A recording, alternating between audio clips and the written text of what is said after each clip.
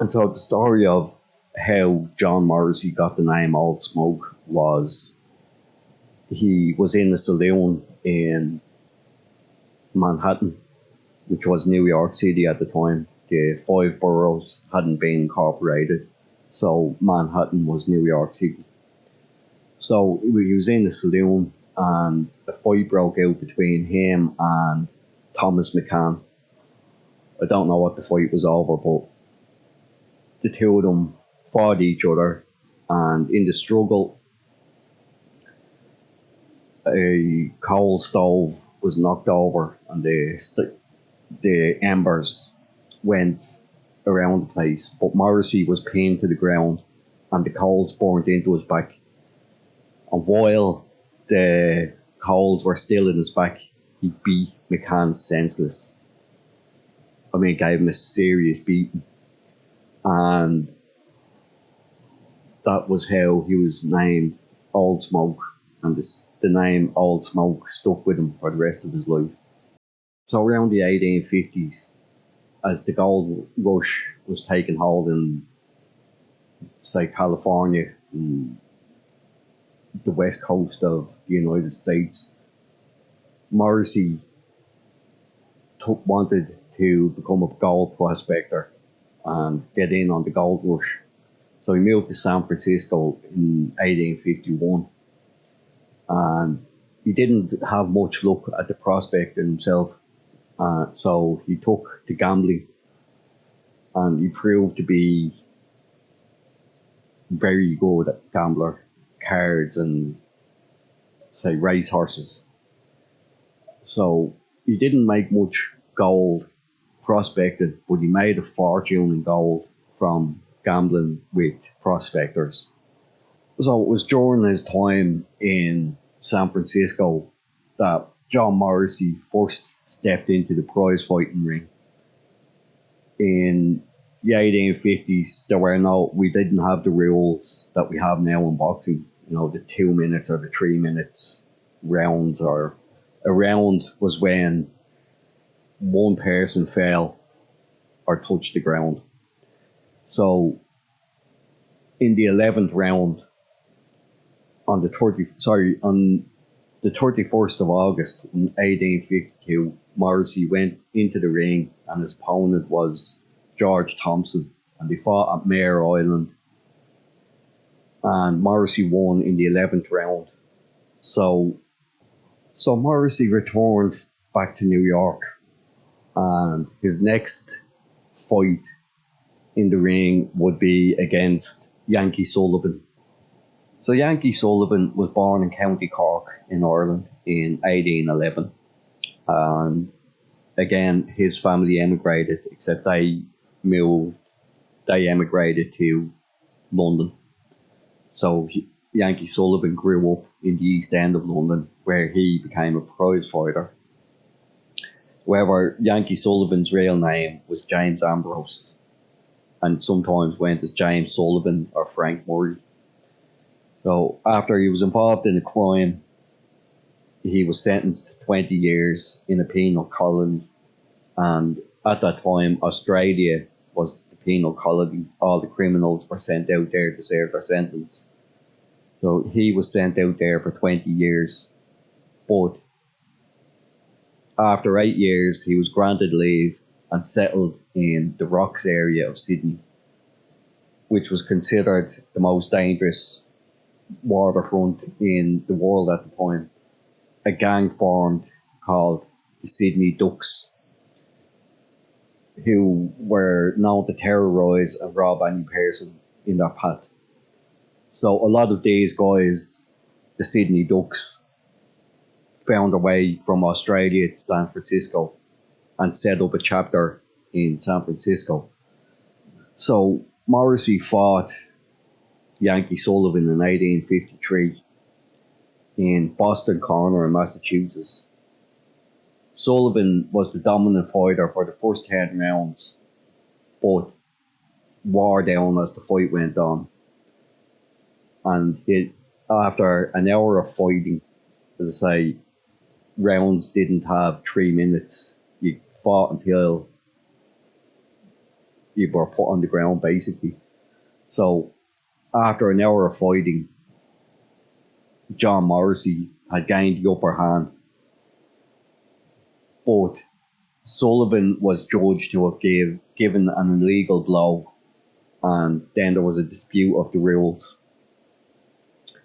So the fight then turned into a brawl with Sullivan and both fighters. Sorry, Sullivan and the trainers of both Morrissey and Sullivan got into a brawl, and supporters of both sides all piled in for this fight. So the fight was called for Morrissey, and he was given the title the Champion of America. But not everybody, especially Bill Poole, accepted that claim that Morrissey was the heavyweight champion of America.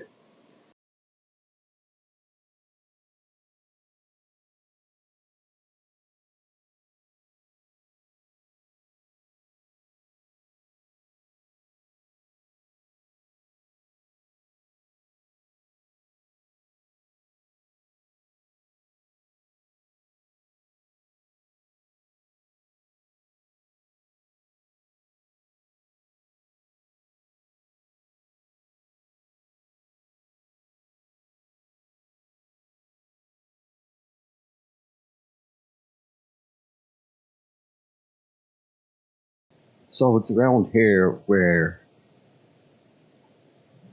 a lot of the stories start crossing over.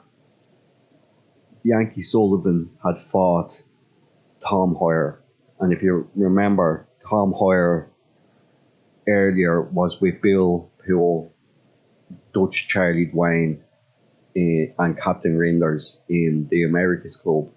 I think when Alexander Hamilton was there.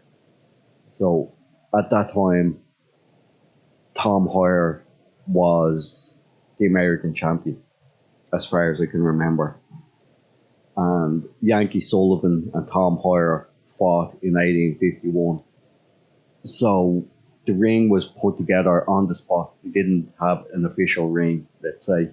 So it was made, the ropes were made from the boat or ship ropes, and they just found planks of wood and made the ring.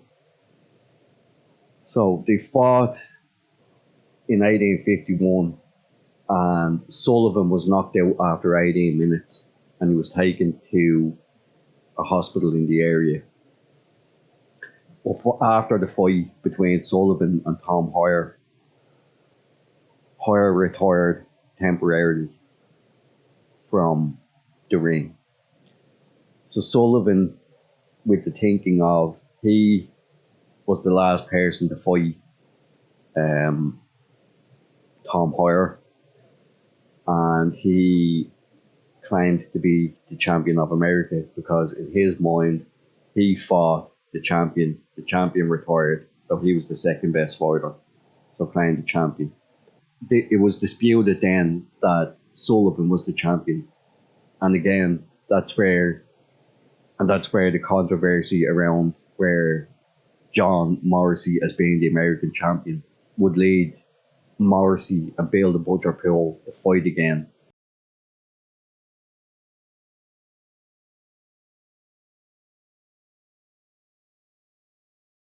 The next time that John Morrissey would meet Bill the Butcher Poole was in the election of Fernando Wood as the mayor of New York during the 1850s. So Morrissey had joined up with Tammany Hall at this stage and with the Dead Rabbits gang. And if you remember, Captain Rinders had switched sides to Tammany Hall, and it was his job to get the toughs and the gangs of the neighbourhoods to make sure that the candidate Tammany Hall wanted to win won. And it didn't matter how it was done, whether it was voter intimidation, repeat voting, sabotaging voting stations or whatever, but how they got the job done, they didn't care once it was done. So the day before the election, John Morrissey had received a message from, I think it was Captain Rinders, and he was asked to meet Fernando Wood. So when Morrissey made it to the office, Fernando Wood was waiting for him. And Fernando Wood said, "Sit down, Mr. Morrissey. You are just the man I want to see. I am, of course, very anxious to win this election. As you know, Mr. Morrissey, elections are not won by voters, but by the gentlemen who count the votes." That was Morrissey's introduction to Wood. So Morrissey responded with, "I know all about that. What do you want me to do?" Fernando Wood said, "Do you know Bill the Butcher Poole?" Morrissey said, "Yes." Wood replied, "It seems Mr. Poole has announced his intention to raid political places and destroy ballots. This would be most unfortunate." Morrissey said, "What would you have me do?"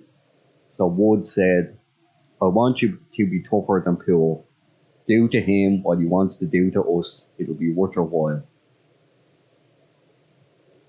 They're a very average political conversation, I'm sure. Morrissey went to the 5 Points then after, and he gathered up 50 toughs from around the neighbourhood. So these would have, the dominant gang at the time were the Dead Rabbits. On the nativist or Know Nothing Party side was the Bowery Boys and groups like that around New York City. So Morrissey gathered up 50 of these guys, and for $1 each, he armed them with clubs and told them he'd meet them the next day. So on the morning of the election, Morrissey stationed some of the men around the polling station, and the rest went inside and waited. So around noon, Bill the Butcher and his thugs from the Bowery Boys and other such gangs rushed into the polling station and weren't expecting any trouble. However, on 3 sides of the room were Morrissey and his gang of toughs. So Morrissey was standing in the middle looking at Poole. He said, "Well, what do you want?" And Poole stood silently with his eyes fixed on Morrissey. And although Poole was a good fighter, and the guys he had with him were good fighters, they weren't stupid, and Poole and the thugs left without any violence. And Fernando Wood lost the election, however, but it would set him up for the future, as they now had the template going forward as to how they wanted to win. But Fernando Wood became the mayor of New York in subsequent elections. That wasn't the last meeting with Bill Poole either for John Morrissey.